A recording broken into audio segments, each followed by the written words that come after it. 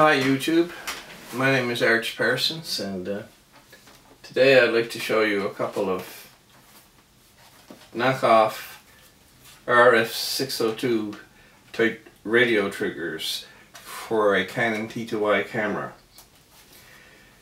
And I picked up two sets of these triggers a couple of days ago from eBay.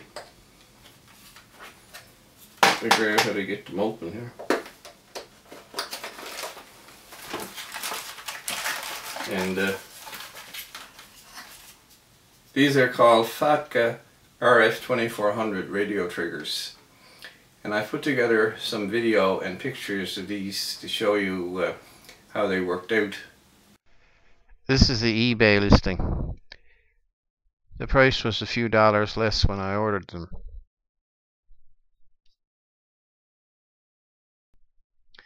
A couple of photos are shown in the listing.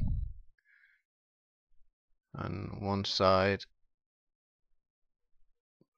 and on the other side, where you see the tripod mount and the receiver and the H.U contact for the transmitter on the left. And this shows the different ways that they can be set up using studio slaves and so forth. Some description.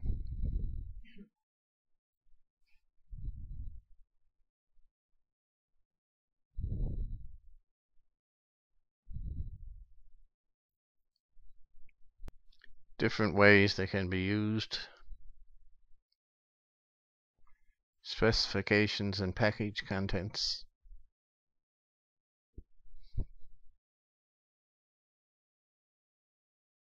Compatible cameras and flashes.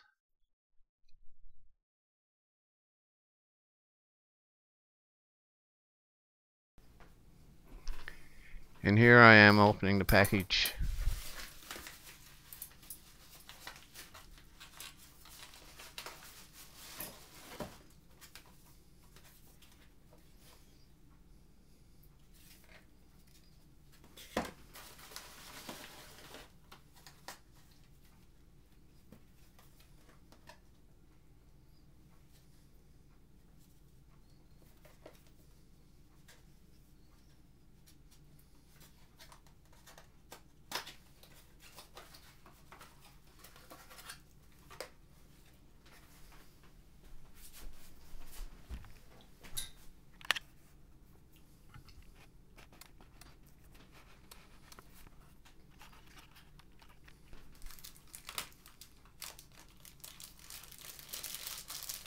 Two cables were included, as you can see.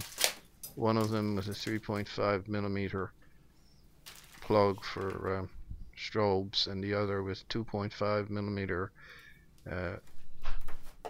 plugs for flashes and so forth.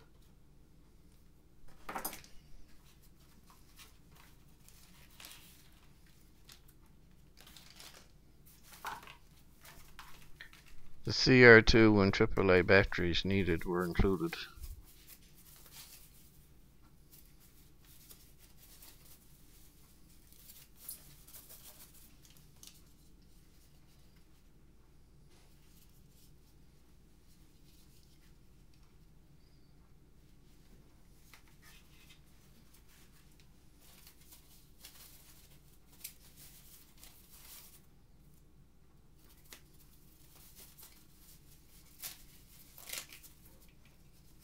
The packages were well wrapped in a bubble envelope and foam packaging inside, as you can see.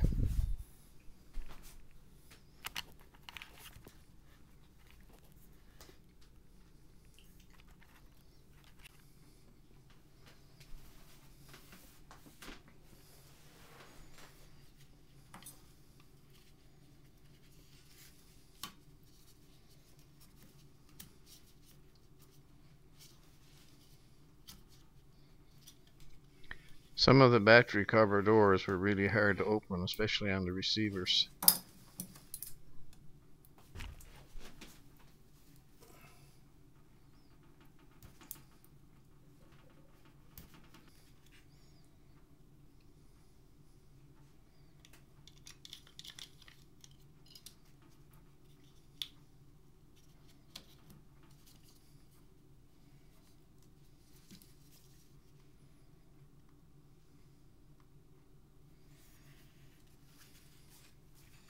There's no on-off button on the transmitter, just the test fire button.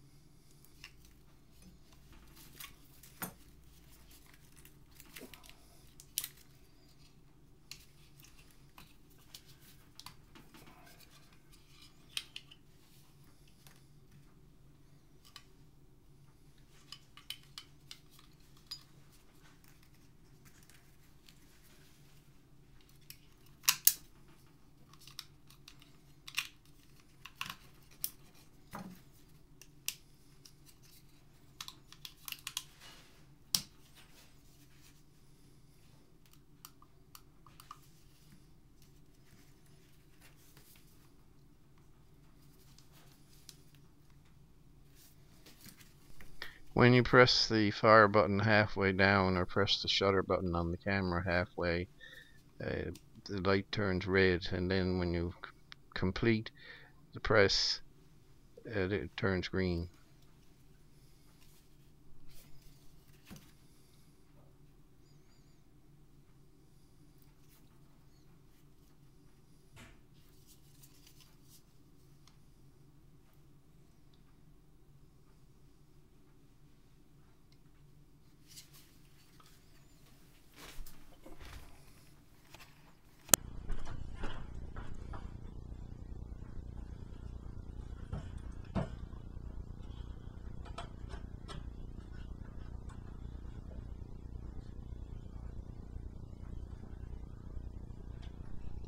A short rubber band makes it impossible for the transmitter to get knocked off the camera hatchu. Just wrap it around the nameplate there.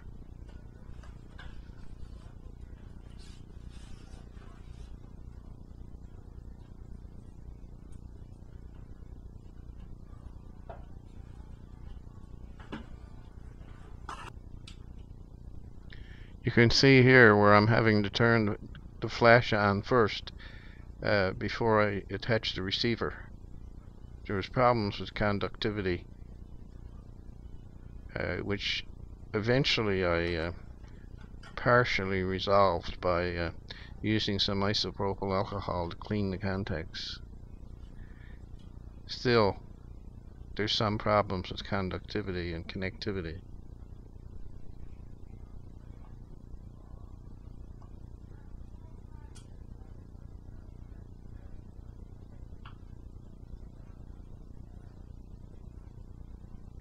The power button on the receiver may have to be held down for a second or two to turn on or turn off. Here you see the flash successfully syncing with camera exposure, and you can see the image of the flash firing off on the LCD. I noticed the LCD said that there was no card in the camera, so I'm putting the memory card in there now.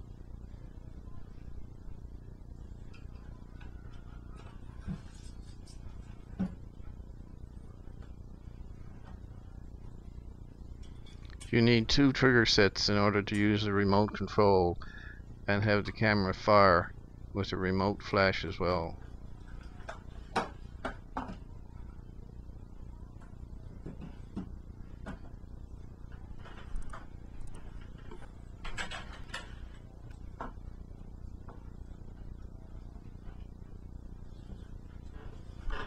One of the remotes is used to trigger the shutter, and then the transmitter on the camera fires the flash.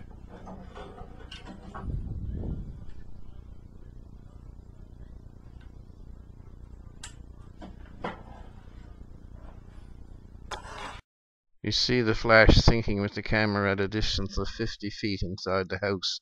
That was as far a distance as I could find inside.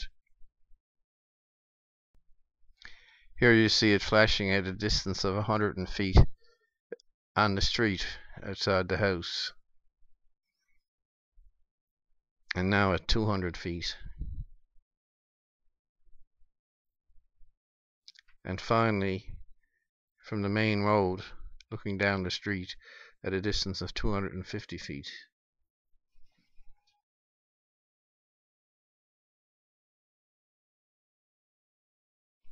And here you see it successfully firing at 350 feet.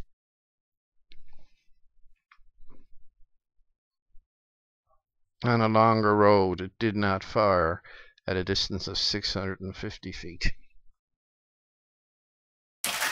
And these are called Fotga RF2400 radio triggers.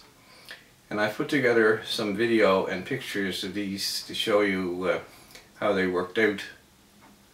I found that there were at least two shortcomings with these radio triggers. And one is that if you put the receiver on the flash and then try to turn the flash on, it simply won't come on. The lights don't come on. So what you have to do is to turn the flash on first. Now you can see that the power of the flash is adjustable. Up and down. But if I take it off and put it on again, it may not be. Possibly got something to do with whether or not it's making good contact with the flash shoe. I have kept taking the trigger off and putting it on again, the receiver here, and I finally got it so that the flash comes on and adjusts and goes off without having to take the receiver off and putting it on again. Problem is that the next time I take it off, the receiver off, to put the flash on the camera, I'll probably never get the receiver to make contact as well as that again.